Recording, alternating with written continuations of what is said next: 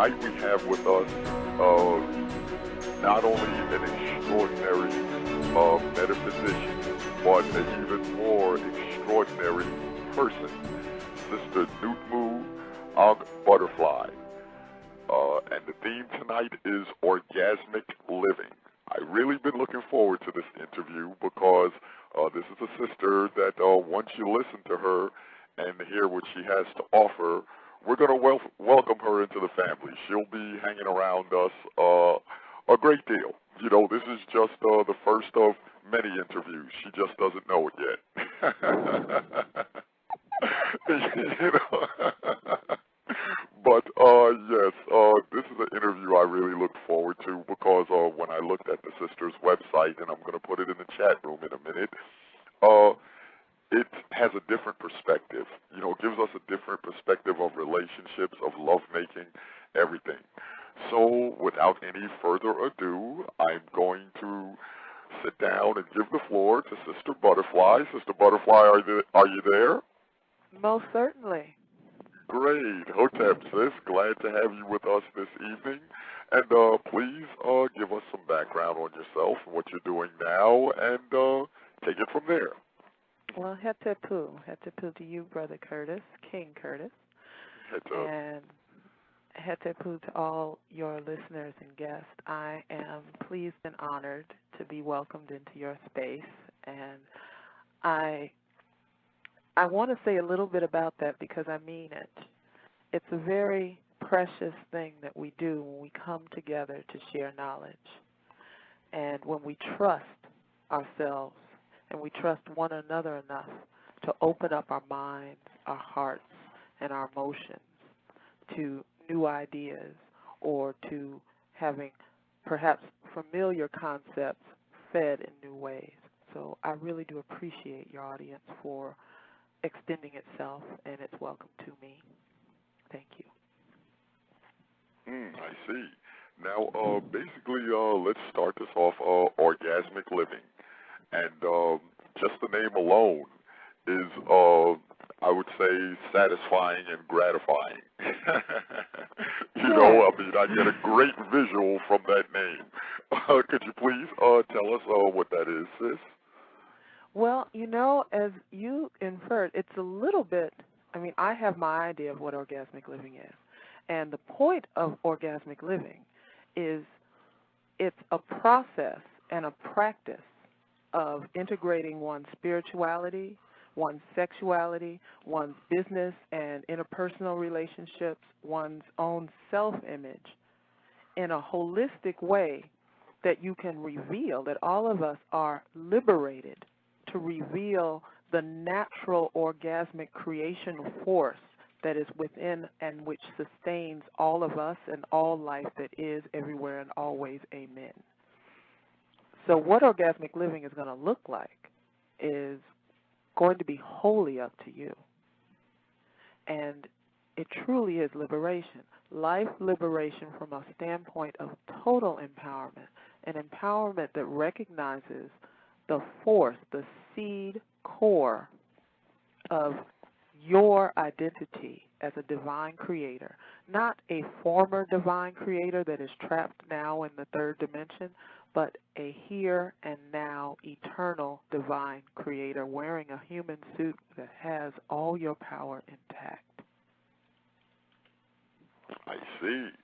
And, you know, in many of our private conversations, when we talk to you, have an interesting background, you know, your journey to being a Kemetic priestess. And when you spoke of it to me, I found it fascinating.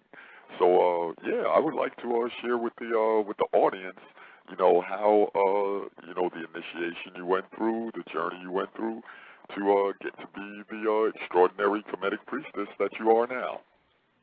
Well, I'm going to do my best. I thank you again for giving me the opportunity to share a bit of my story. I won't, because we'll be here all day. There's still parts I'm trying to remember and figure out. But I thank you again for that opportunity, because there's a bit of sage wisdom that I live by because I've recognized it to be true. And it goes like this. No one no matter how in love with me they are, at first sight, sound, or whatever, no one, until they know my story, until they know who I am, will hear a word I have to say. So I give thanks for the opportunity to say a little bit about where I come from and where this orgasmic living comes from. Because for me, I feel it's important that everyone know that anyone can have access to the kind of power I referred to earlier, because it's yours. And my life, if nothing else, is a complete proof of that.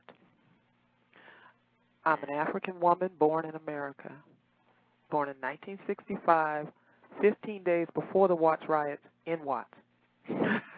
Wow. My mother tells stories of arguing with the state troopers to get to the store to buy milk. That's the kind of environment I was born into. And I was raised by a then teenage mother, or shortly, maybe she had just turned 20. She was just about to turn 20, a few months after I was born. And really, I was mostly raised by her mother, my grandmother. My grandmother was a well-known and well-feared root worker, as they call. And unfortunately, or perfectly, because all things I believe are in divine order, I came to be raised and cared for her at a time where her hold on her mental capacity had been stretched to the limit. And I really truly believe that my 19-year-old mother bringing home me or popping up with me just caused a break. And like so many in our community, she most likely lived her entire life with undiagnosed mental illness. But my coming along pushed it over. That, coupled with the spiritual, psychic power, made for a very interesting childhood, to say the least. In short, I am a survivor of child abuse of the most specific and heinous kind that people could imagine. And yet, through that, I am now able to sit here and bless that experience, because through that, I learned my power.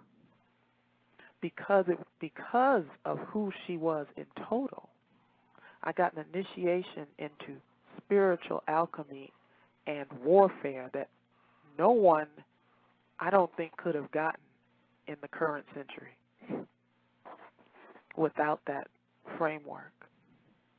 As I grew older, I didn't keep to all of that I was learned. I always had a troop of invisible guides with me. I called them my platoon. And they protected me, and they taught me things, and they showed me things about her and about other people that helped me to get along. But, you know, I was a teenager. I became a teenager growing up in America, like most of you listening to this. And it wasn't cool to have invisible people walking around you. I wanted them gone. So I tried to dope them out of my system. And by the time I was 19, I was a basehead. Still, my guides did not leave me. Still, even though I tried to kill them off and silence them, they would not leave me. I got through that very miraculously with their help. Went on to school, went on to a whole range of other experiences. And in the midst of all that, I still trod the path of pain. The last and most heinous thing, if living with my grandmother wasn't enough, I somehow attracted, and I'm putting that in huge quotes. I'm saying this for me and myself only. I'm not saying that this is how this happens, or I'm not implying that this should happen to anyone, but I attracted into my life 2 rapes. So now I'm a child abuse survivor, a survivor of drug addiction, and a rape survivor. It is after all this that I discovered and still was able to embrace the bliss path. It is after and inclusive of all of this that I came into knowledge of my power, my internal orgasmic life force, and I embraced it. And I fought with determination to hold on to that. When others in the society will say, well, if you got all these things going on in your life, no, you just could go ahead and be angry. You got permission. I refuse to do that.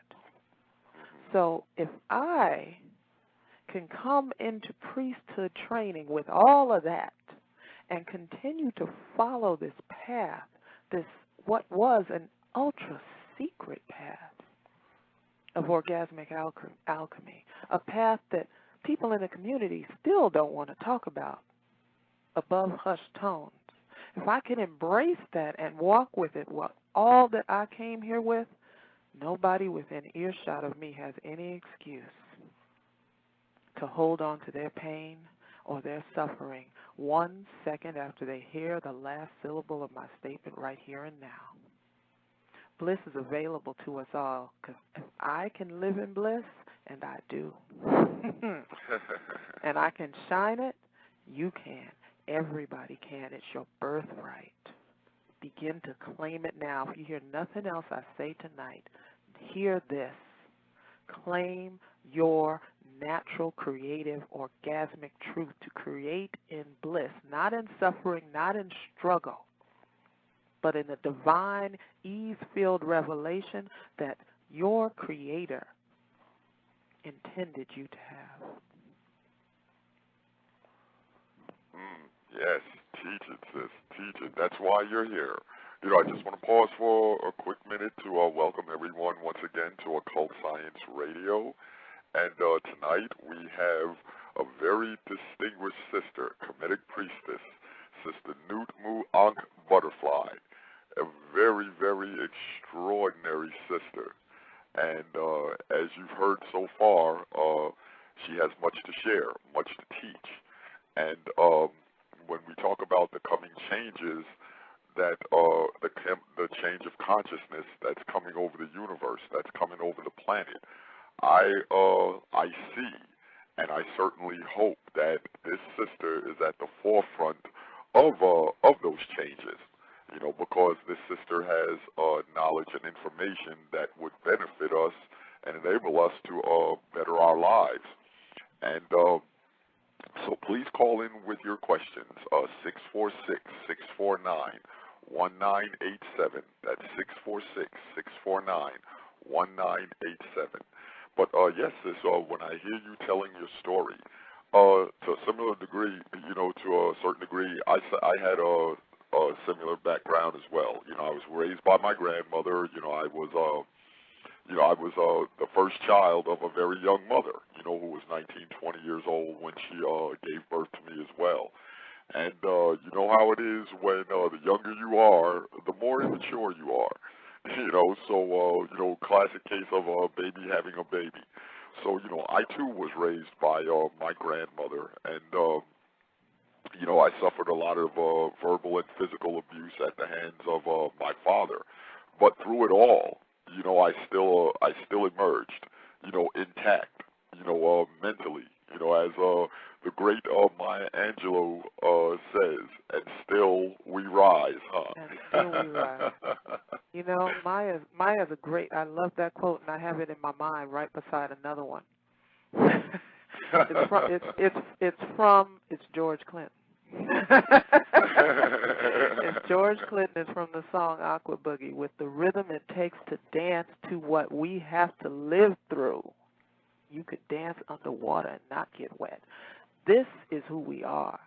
We are a beautiful, empowered people. We really, you know, stories like the one I just told and what you just shared, we don't, as a community, in the African community, we don't share that much. We still get into this shame thing.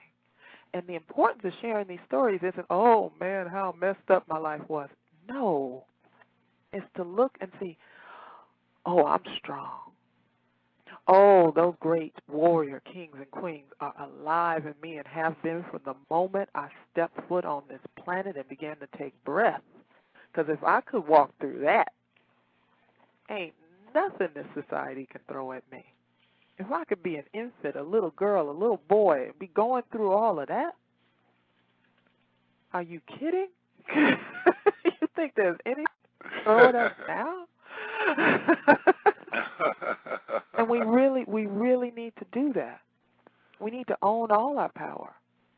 Not just think that the power is coming from current studies that we have. The reason that we can grasp illuminated studies, illuminated subjects, and paths of inquiry now is only because we have that strength, that foundation, or else we wouldn't hear it. And I mean that quite literally. We wouldn't hear it. It would be blank air on the radio right now. People's ears, the minds, the cognitive dissonance would not be able to handle it. Teach. Isn't she awesome? Everyone, isn't she? That's just why, as I previously stated, that's just why she's here with us tonight. She once again took time out of her very busy schedule to come and share this sacred and powerful knowledge with us. And with that, sis, we're going to take a call from the switchboard. We have a call from the 404 area code. Looks like Atlanta. Caller, are you there? Caller, are you there? Oh, I guess they're just listening. We'll move on to the next caller. Oh, hey, Atlanta. Yeah. We have a caller from the 714 area code. Caller, are you there? Yes, I'm here. Yes. How are you, sis? I'm good. Thank you for being here, and I love the butterfly. I love it. My question is, pretty much, I've been through a lot of the same rape, incest, molestation, and I have young children, being a young person, raised by my grandmother, controlling, abusive, physical, mental abuse. And now I'm at the spot where I'm almost there. I'm almost done with my master's degree and my credential. So that way, am I opening my not-for-profit to help at-risk, post-risk youth? And my spirituality, I am months away, and I'm almost ready to leave far away.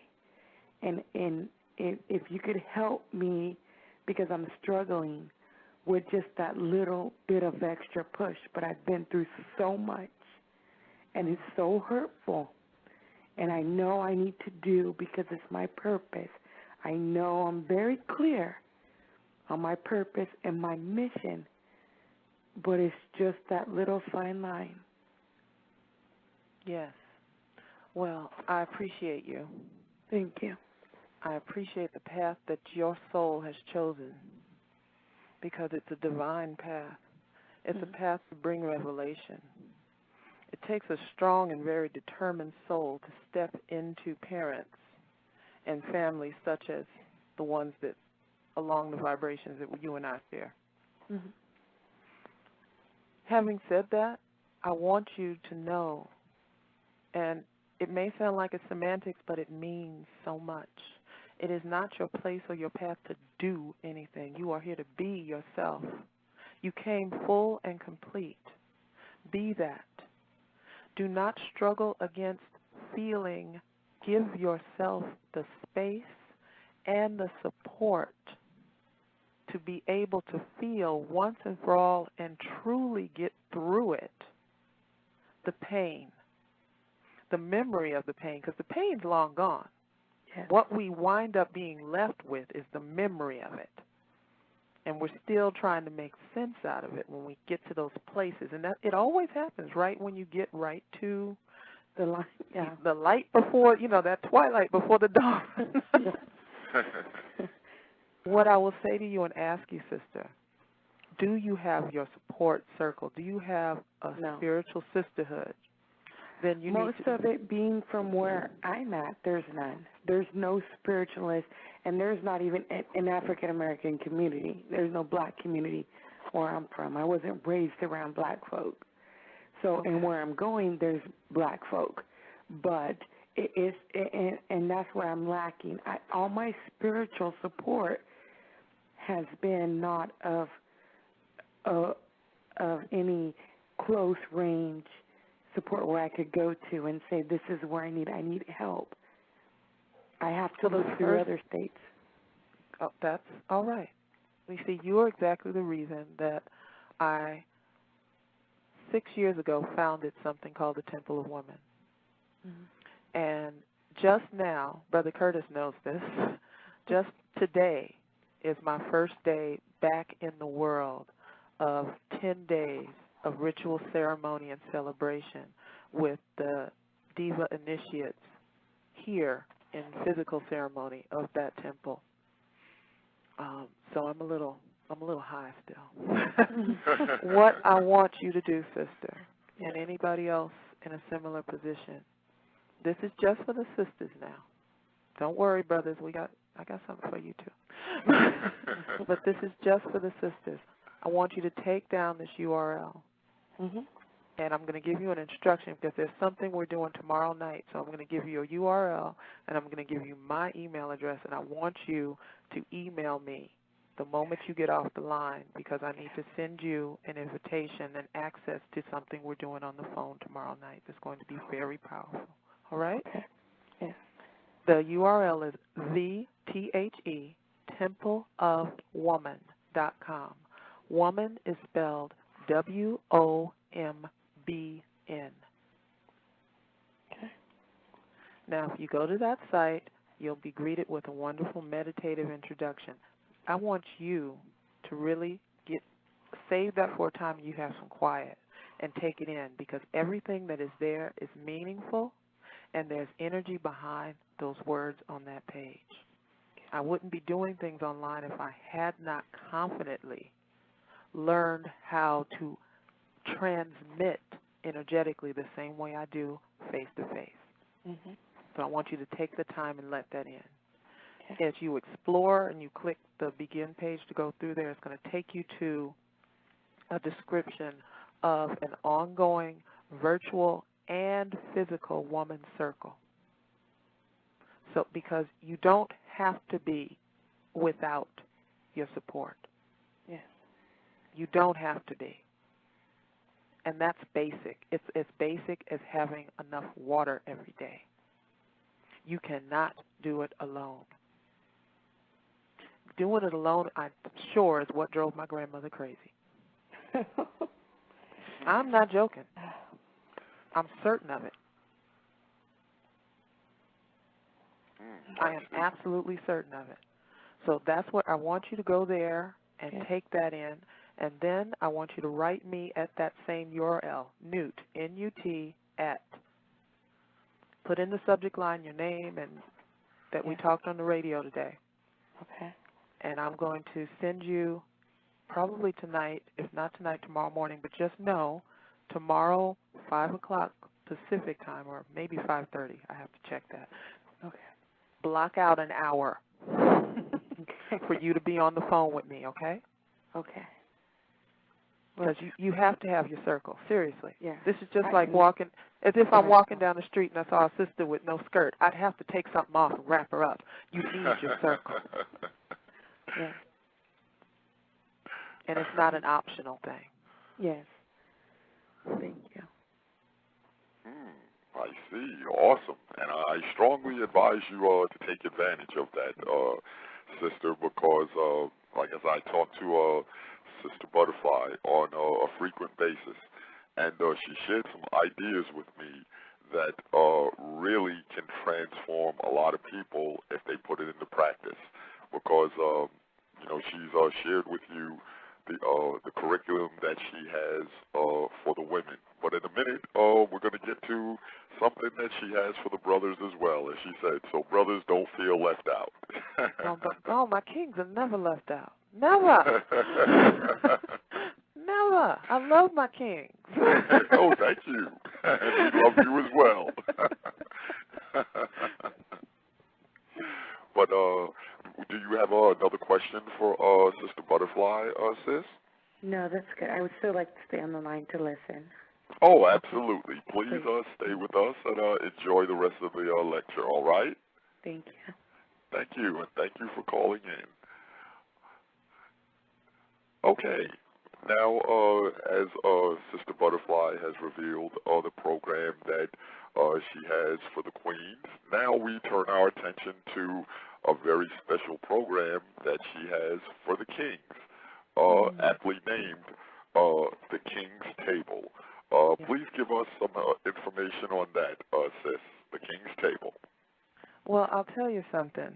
You know, the King's Table comes from the Temple of Woman. And I got to give you a little historical or our historical and metaphysical background on this. In ancient times, the Nubian-Khamite temples that were kept by the priestesses, the temples for Het Heru, for Ast, for Netet, for Bast, for Ta'ud, for all the feminine divine principles. One very special purpose and service they offered to the whole of the nation was to provide a space, a center of feminine nurturance, truth, and revelation for the kings, for the men to come and know themselves as kings. Without that foundation, without a man, be he 16 or 65, without a man being able to reassert the birth process, if you will, to re-enter the womb, this time by clear, conscious, in this lifetime choice, and re-enter that womb energy held by conscious priestesses, by women who are holding the divine feminine and who have practiced and mastered that energy to hold it. Without a man being able to enter that space, he never truly knows himself. He will go about his life seeking that nurturance, seeking that mother self in all myriad of ways, and he will be in pain. He will be in confusion. He may luck out and hook up with a sister who taps into that ancient core. But really, unless it's a community that is a stable thing, he's always going to question, what would happen to me if I lose that sister? You know, and I'm very solemn about this because there's a pattern that we've all seen in our communities. Indeed. And it's that, you know, Jimi Hendrix wrote a song about it. Remember that song, Hey Joe? Oh, yes. Absolutely. You know, we've all heard this and we've all been to the funerals because it's somewhat of an epidemic. And it goes like this. No, you ain't leaving me, woman.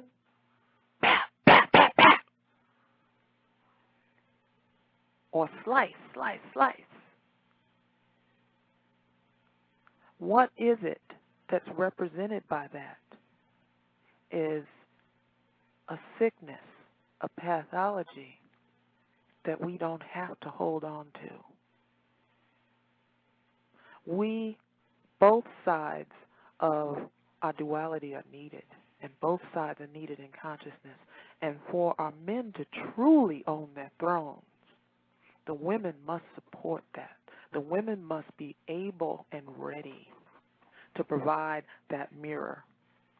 So one of the functions of the Temple of Woman from the very beginning, from before the beginning, has always been to make the way, to build a collective energy of truly initiated, divine, intelligent, vulvically awakened women. That's how we spell diva. To provide this foundation. And it's taken some years, but we're here now. and we have the women who have reached that level of mastery. So now we can reassert that ancient pattern, that ancient tradition of opening up the temple, opening up the women, opening the way, and accepting the kings so that they may see themselves in us, in interaction with us, in ritual with us, in investigation with us, in trust, in relationship with us. So this is the foundation of the King's Table. It's the answer. It's a calling that is very ancient, and it's time that it be resurged, because it's very important. We've heard a lot about this emergence of the divine, reemergence of the divine feminine and the age of Aquarius, and this is all quite true. However, the divine feminine emergence will never be complete without an equal and potent emergence of the divine masculine. And just being a brother is not enough. You must be a king. So that's what the King's Table is about. Indeed. And brothers, I strongly advise all of us to go to that website and learn more about this, because I plan on attending myself. Because here in Western civilization, once again, part of the miseducation has been the man first and the woman second. But for those of us on the path, for those of us, the initiated ones, if you will, if you truly study ancient Kemet, you'll realize that it was the sisters, the queens, the priestesses that ran the society. And the only way a brother was to become pharaoh, if you will. That's not the proper name, but I'll use that for the sake of simplicity, is a pharaoh was chosen by the queen. You know, don't believe what we've seen on TV in the movie The Ten Commandments and some of the other media that was designed to miseducate us. No, it was not the pharaohs that ran the kingdom. It was the queens that ran the kingdom. So when you look at that word kingdom, that right there shows that there is some prejudice. You know how the books have been rewritten. But when we begin to research on our own, we realize that it was the sisters, the queens, that they did influence ancient Kemet. And that's why the energy there was so powerful. The ancient mystery schools had so much to offer, and everybody wanted to take advantage of these ancient mystery schools, because basically you had some sisters there dropping some extremely high science. All right, so this is something that we really need to take advantage of. And with that, we're going to take a question from the chat room, Sister Butterfly. The question is, the bliss that you speak of, how do you personally live in your bliss? I breathe it, first off. Now, I mean that. It may sound real simple, but I breathe with intention. I smile into my own breath. I smile into my exhale. Then I open my eyes. But before I open my eyes, I take care to fill my mind's eye, to fill my first eye with love. It could be anything I love. It could be the best raw chocolate smoothie with just the right hint of cayenne pepper. It could be my son's beautiful face. It could be an image of sharing ceremony with my beautiful initiates. It could be a spectacular sunset as I'm getting right now here in Arizona. We get painted sky shows every night. It could be something that's non-visual, but an emotion that's pure, like the way the signature of divine just before the moment of possession. I fill my first eye with that, and I smile, and I breathe out as I open my eyes, and I paint that deliberately holding the intention of that breath, I paint that deliberately onto whatever it is in front of me, be it email or a computer that's frozen, bill collected at the door. It don't matter. I paint that upon that so that I can bring power to that situation and that I can receive the revelation that will allow me to move through it with divine bliss and ease. That's a very simple kind of version. And really and truly, I have an 8-step process. But that first step, breathe and smile, is oh so important. Oh, so important. And it's something everyone can do. You don't have to have, incredible flexibility. You don't have to know any special magic words. You only need to be able to breathe in, breathe out, close your eyes, focus on the first eye that's right between the eyebrows there. Paint that picture. Recall love, true love. I'm not talking, man, he or she looks fine. True, unconditional love. And let that shine onto whatever or whoever you're dealing with in that moment. And do it so often that you forget to stop. True indeed. True, and I totally agree. Wow. This is why I look so much forward to this interview. And here comes the switchboards again. All right, we're going to take our caller from the 910 area code. Oh, we lost them. They're gone. Oh. Well, we're going to check with our caller in the 404 area code. Caller, are you there? I guess they're still listening. But, what really attracts me to this lifestyle, to this change in consciousness, because now when we look at what recently happened in the political arena, we've all, us as black people, we've all been singing and dancing in the streets, if you will, because a brother got elected. And as I previously stated, the power of feminine energy, all right, I sincerely believe that, when we talk about Barack Obama, we talk about, the show out at the polls. But brothers and sisters, I'm here to tell you, it wasn't the voters that got Barack Obama elected. You know who got Barack Obama elected? It was his queen. That's right. All right, it was his queen, because his queen, and I mean, and it's it's evident, it's obvious. If you saw, for those who followed it, the air that she walked with, the energy that she put out, and the energy that she absorbed as well. She absorbed all that powerful energy.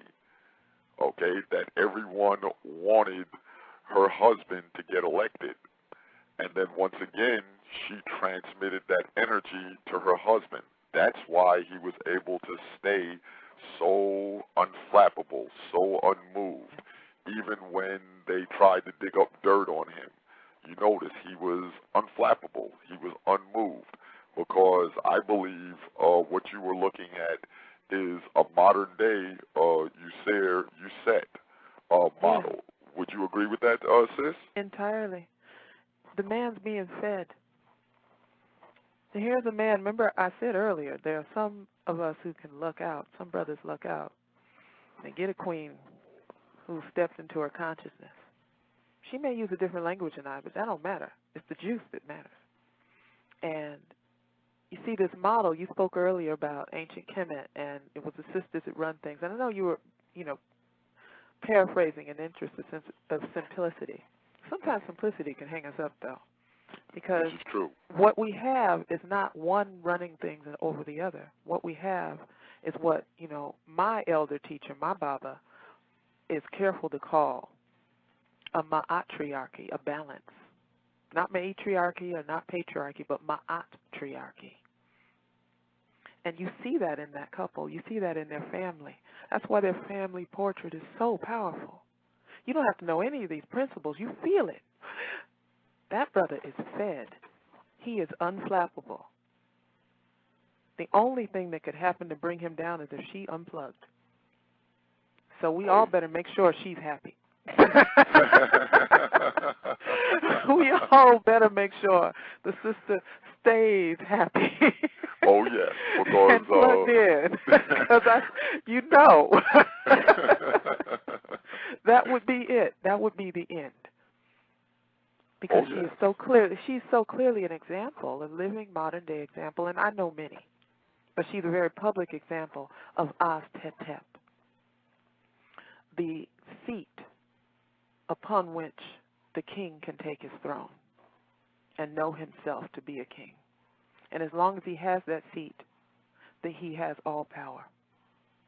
Nothing can shake him. You have to take the seat away to get to him.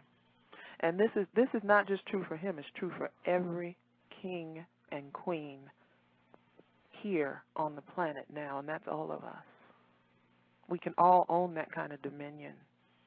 You know, that's a level of bliss consciousness where you know, I know who I am, I know who I'm being, and nothing and no one is going to move me from my purpose or from my complete enjoyment in exercising it. That's the other thing that is so profound about them as a family. They clearly enjoy every aspect of this process, and it's a nasty process at times. Indeed it is. But they are clearly in bliss throughout it. That's power. That's self-realization. True indeed. True indeed. And I think one of the things that also help as well is that when we, you and I have had many real fulfilling, private conversations, and I've learned so much from you. And I've listened to some of your prior interviews, and very powerful. And I heard you speak of our ancestors. Once again, part of our miseducation here in Western society is that once our loved ones are in that coffin, they're gone. They're gone from our lives forever,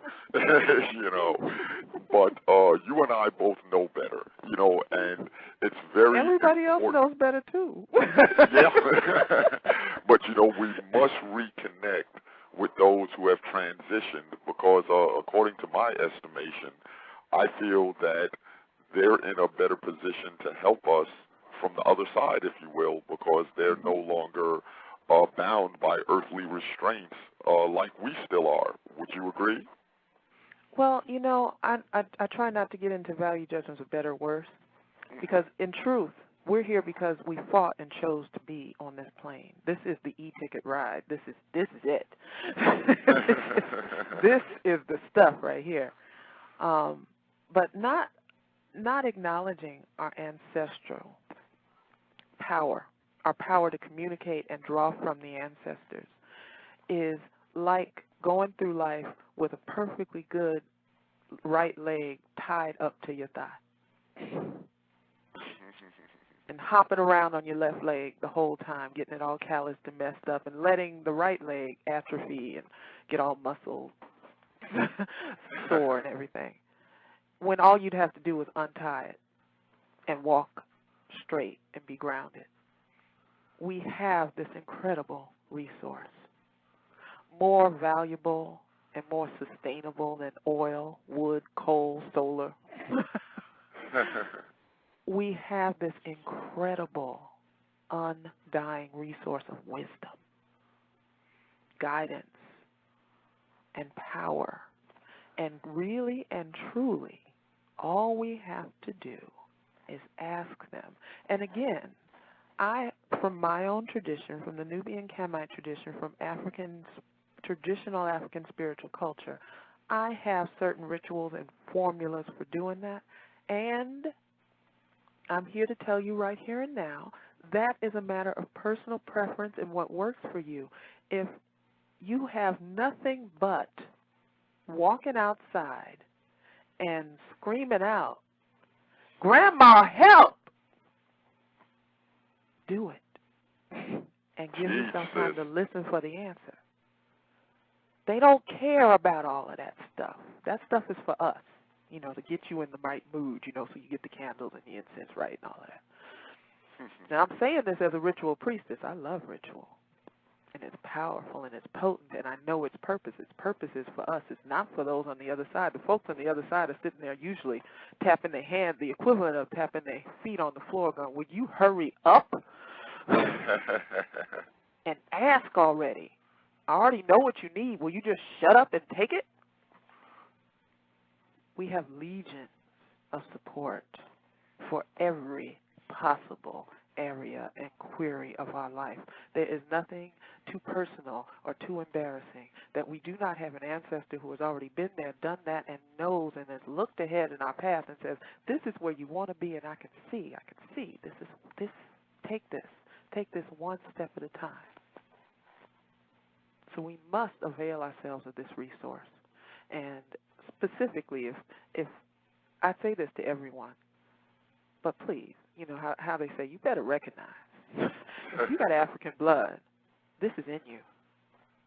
This is so intrinsic to what it is to be African, to know that we are our ancestors and that our ancestors know our names better than we do. I see.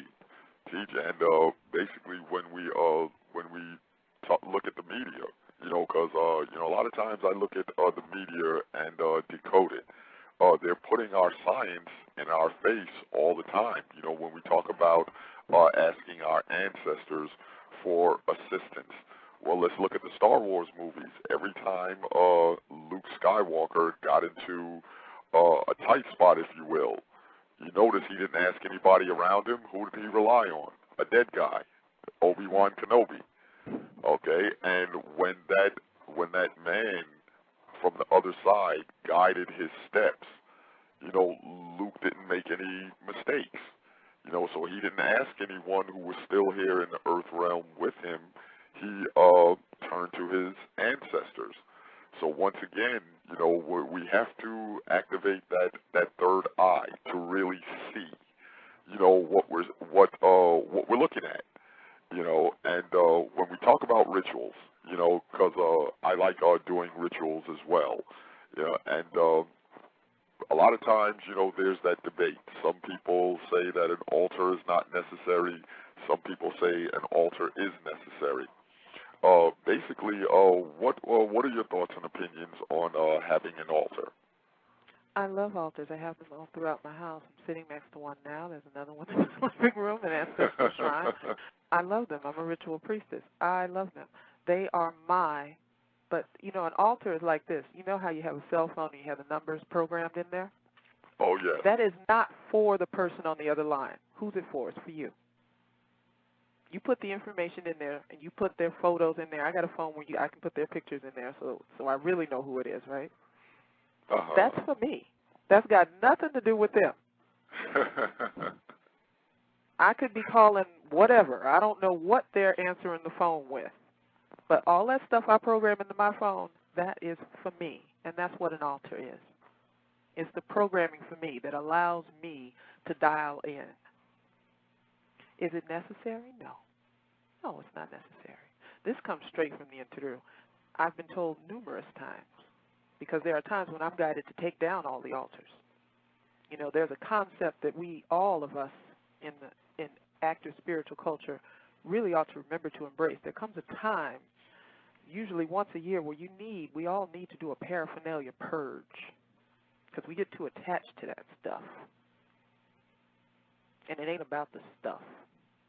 It ain't even about the words. It's about the possession. It's about having a living, ongoing, intimate, divine intercourse with the source, living in and as you. So, what the Tmu have told me throughout my time as a conscious priestess. I say I was born a priestess, but I didn't come into consciousness of it until about 15, 16 years ago. What they've always told me is you can make it with your spit if you have to.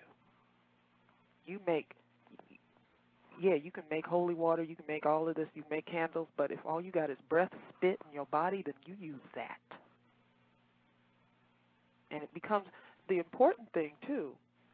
A lot of times we can get so attached to the physicality of ritual that we forget the all-important step that comes after the prayers are made, surrender. We must surrender to allow those messages and those revelations to come forth. And sometimes that surrender means that you've got to get away from your altar, the one that you constructed, and go to the one Creator has constructed out in nature. You must get up to the nearest hill or mountaintop or down by the riverside or oceanside or whatever you got. If what you got is a backyard, get your butt out there. Get in the dirt. Get the original altar. Because, again, we get hung up on stuff that we made.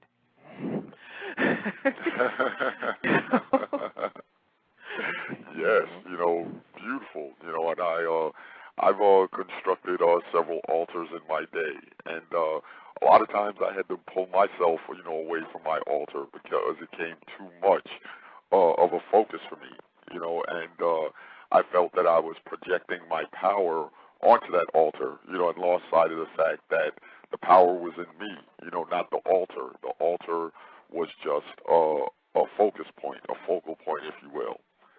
So I can certainly relate to that. The altar and the temple. Altars, temples, and shrines are telephones. They're metaphysical psychic telephones. They do just what the thing we're talking on now does. They are not the origin of the transmission. They are not the substance of the transmission. The transmission can take place without the technology entirely. But they are an easy way to facilitate the transmission on an ongoing basis. True indeed. And so, I've always encouraged people to construct a small altar. You don't need anything elaborate. Basically, as Sister Butterfly said, that whatever works for you. A lot of times we get too ritualistic. We're too quick to really imitate what others have done. But true creativity, truly being unique, is to create something that's never been done before. Because I was once told in a conversation that I had with another metaphysician that imitation is limitation. And when you imitate what someone else has done, you're basically vibing on their energy, not your own. So the key here is creativity. However you wish to design your altar, then make it all your own. Make it an altar, something that no one has ever seen before. That's true creativity. I'm sorry, sister, go ahead. No, excuse me for jumping in. This comes the difference between imitation and true digestion, true assimilation. I can give you a formula for an altar. It's pretty simple. Make sure all the elements are there. Make sure all the 5 elements are there: earth, air, water, fire, ether. Make sure they're represented in some way. And stick a picture of yourself somewhere in the mix. And then you can go from there, adding stuff that you want to come to you, affirmations, prayers, whatever. That's a basic formula. Now, to imitate that would mean that you're not surrendered. It's just like when you get a recipe out of a cookbook. It's not your recipe and it doesn't taste good until you completely assimilate the process. And it comes down to it and you're like, this calls for currants, but I really like cranberries. I'm feeling cranberries. I'm going to go with cranberries. You've left imitation if you surrendered to your own inner knowing, mating, if you will, with that information and creating something new. You have stepped into an orgasmic alchemy at that point. You stepped into a creational force, but you can't do it until none of us can do it until we are able to surrender to whatever the task at hand is. And by surrender, I don't mean giving away your power. I mean allowing for a two-way communication, allowing for a mating, to take place. And then we transcend just mere imitation. We get to the level of communion. Because only in that place are any of the structures that we're taught, only in that place are they able to speak in power. You know, the most beautiful altars in the world to me are the Yoruba ones. But I've known people that put them up, you know, strict by the book, and there's no juice there at all because they were imitating. And I've known others who put up their Yoruba altar and their shrines to the Orisha with absolute care and love and open communication. And they may miss one thing or the other. They may have, you know, the wrong fruit for a shun or the wrong shade of white for a bata. You know, the wrong number of seashells or something. But the power coming through there is unmistakable. Unmistakable. And they'll get it right. They'll rediscover it in the same way the ancients did. It's not just enough for us to know that our ancestors did it a certain way and to do it like them. Why we have this ongoing availability with the ancestors is so they can lead us to the spot, the place of revelation they achieved within themselves so that we can re-experience that knowledge. We get to reveal it again. So you get to have that same revelation of, this is what an ancestral shrine is. This is what a true spiritual bath. This is what it's supposed to feel and look, taste like. This is what, you know, a prayer for washing is. This is what an anointing ceremony ought. This is what it is. And you may come up with exactly the same thing that has come through century upon century because it works. But the important thing is that you get that through line, you get that download. And we must open up and open to our orgasmic core, open to that union and surrender in order to receive it. That's mastery. That's the difference. What we're talking about here is the difference between seeking and mastery. And I've left the arena of seeking and dealing with seekers long ago. Only deal with masters. Only the mastery path. Because, seriously, you know, I'm not saying there's anything wrong with seeking. The world needs them. They serve their purpose. I'm speaking to masters and masters in the becoming. I see. Wow, time flies, always flies when you're having fun. Wow, you know, I wish I could extend the time, but unfortunately I can't. So, you know, take some time to let everybody know, sister, how they can contact you, what you have to offer, and anything else you would like to share with us, please. Well, we gave the information earlier. For the women, it's thetempleofwoman.com. You must put the, T-H-E, Temple of Woman. Woman is spelled W-O-M-B as in blessing, .com. And sisters, please visit there and email me, newt@thetempleofwoman.com. And I will be sure to send you an invitation to a very special circle session that we are holding, just it happens, tomorrow evening. And for my kings, you can go on to orgasmicliving.com, and you will see a welcome page there, because I always provide these meditative welcomes, because you know, it's so important that we're on the internet doing all this stuff that we really switch out of that head and know that, oh, wait a minute, this is different. I'm entering temple space. So I always kind of do those first pages with a little bit of a meditation, something to meditate on. But there's only one link to click on the page, and you click it, and it will take you to the information about the King's Table. There are a few spots left in this next session, and the King's Table is both the things, the Temple of Woman, the offerings there, and at the King's Table are able to be participated in at a distance. So while we do hold a once-a-year live event where we come together in ceremony in person. Throughout the rest of the time together, we are able to do it at a distance. So you'll be able to do it the same way you're listening. You can participate and grow your circle of kings or your circle of diva sisters on the phone the same way you're participating with this radio show, and via the internet and via individual phone and individual meetings, especially for the sisters. We're very tuned in now to helping the women to create circles of sisterhood in their own community.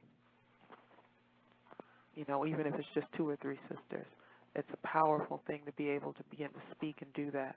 And who knows, that may come to pass with the kings as well. We'll see. It's a little difficult to get y'all to work together, you know, sometimes. Yeah, I definitely aim to change that. But tonight, once again, we want to thank you, Priestess Butterfly, for taking time out of your busy schedule. You know, we know that you're very busy. And I just want to let everybody know, judging from the feedback that we've gotten on the switchboard and here in the chat room, Sister Butterfly is officially a part of the family, so get used to seeing and hearing her. She's going to be around here with us a great deal, you know, and she definitely will be back for an interview or 2 or 3 or 4 or 5, you know. We'll talk about that. Yeah. But I want to thank our guest for once again taking time out of her busy schedule to spend a wonderful evening with us. We truly enjoyed the knowledge, and hope to have you back soon, sis. I really peace and love to you, and I really appreciated it, and we all appreciated it. And I'll definitely be in touch to set up the second interview, the 3rd one, the 4th one, the 5th one, and the 6th. But anyway, we'll talk about that. To our headset. Yeah, thank you, sis. Hotep, and good night. And everyone else, once again, I want to thank you for once again stopping by.